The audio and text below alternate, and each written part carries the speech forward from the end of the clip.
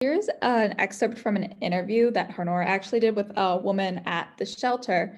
And so we've changed her names for privacy reasons, but we're also going to go a little more in depth into this interview when we get into our breakout groups. But the question was, why do you come to Waitlist Anchor? And she said, because it gives you hope. They give you information in order to help you push through. They make you feel like you are somebody. The volunteers and the workers, when they talk to you, you can tell they care. You aren't pushed aside. You feel like you're worth $1 million. They let us know that it is okay. And no matter what we say, we never get judged. You can go to the next slide. All right. And so now we can talk a little bit more about the statistics of Price Hill. So Price Hill is located in Hamilton County, just like we are. And Hamilton County is in the bottom 10% of the country for infant mortality, which is really sad. So if you look at this image, you can see that Hamilton County is the dark blue color, and then the rest of the US is the white. And for every single nationality, Hamilton County is the same or has a higher infant mortality, especially in the Black community, where it's about 4 babies more die per 1,000 in Hamilton County. And then there's also been a lot of complaints of prostitution that have tripled from 2016 to 2018. And in 2019, there were 207 complaints to the Cincinnati PD, and over half of them were from East Price Hill. So that's just another problem that we're looking to help solve at Waitlist Anchor. Next slide.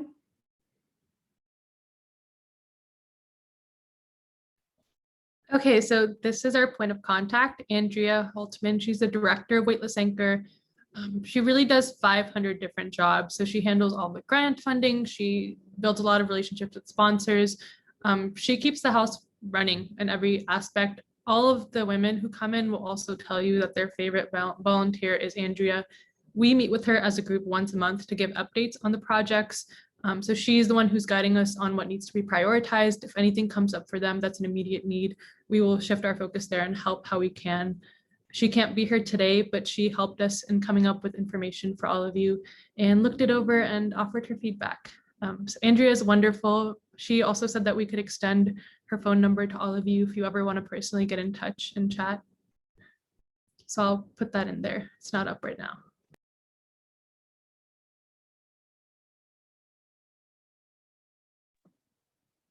All right, so I'll talk about our current projects. You want to go to the next slide?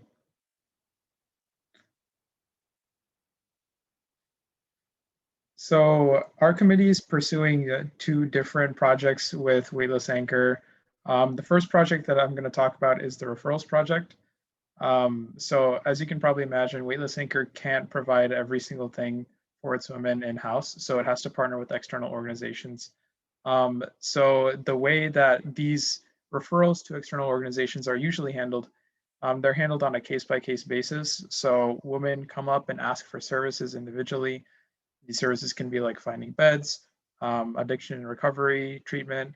But you can imagine that these individual asks are kind of inefficient to handle. And this case-by-case system is hard to run at scale. In addition, volunteers at Waitlist Anchor have noticed that consistent services are being asked for.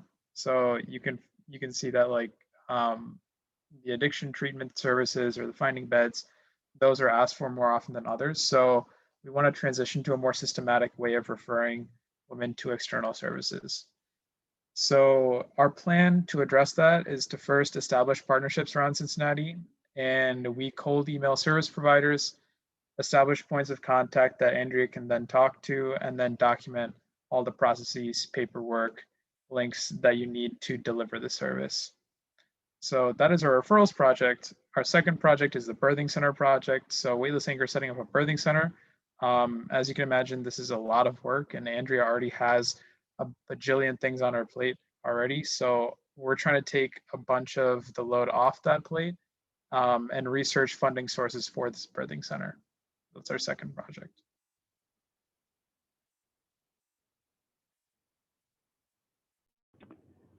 I'm going to talk a little bit about some of the challenges that are faced at Waitlist Anchor, and I found that there are like 3 main categories that you can break these up into. And the first one is COVID-19. As you can imagine, being a part of an organization where a lot of work that's done, I think we've mentioned throughout the presentation, is making these social connections with people. They come in and they begin to trust you. That can be a little bit more difficult when you have to restrict how many people are coming in and out.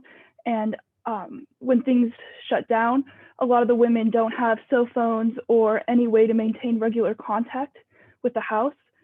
So that definitely made things a little bit more challenging. And also a lot of our external partnerships, they kind of shut down. They didn't update websites or really tell anyone that they even shut down. And so that made it a lot more challenging to send women to long-term recovery programs when you don't really know what's available at the moment. Next is the challenges for the women themselves. There are a lot of institutional challenges that the women face, like getting basic ID. Do they need to have insurance to get into certain programs, like the detox or the rehab centers? So knowing that information and just the lack of that can obviously be a challenge. And then Hamilton County Public Health doesn't come by as often as the Greater Cincinnati Behavioral Health, and they can only take on so many cases. So this becomes a problem because a lot of women need case managers, and when they can only take on so many cases, that can kind of slow down the whole process for any woman who's looking to navigate through the social services. And then for us as GlobeMedders and maybe as volunteers at Weightless Anchor, some of the challenges are, as like Sunny mentioned, we have to feed into external organizations because Weightless Anchor can't address everything ourselves. And when women come in, they have a lot of different needs. They have a lot of different backgrounds, all of that stuff. And like as far as IDs and healthcare, everyone's in a little bit of a different situation. So it makes it hard to have a systematic process, but that's kind of what our referral project is trying to address. And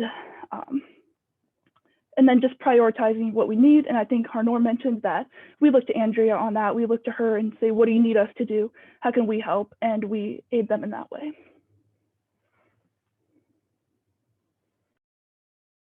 You can go to the next slide.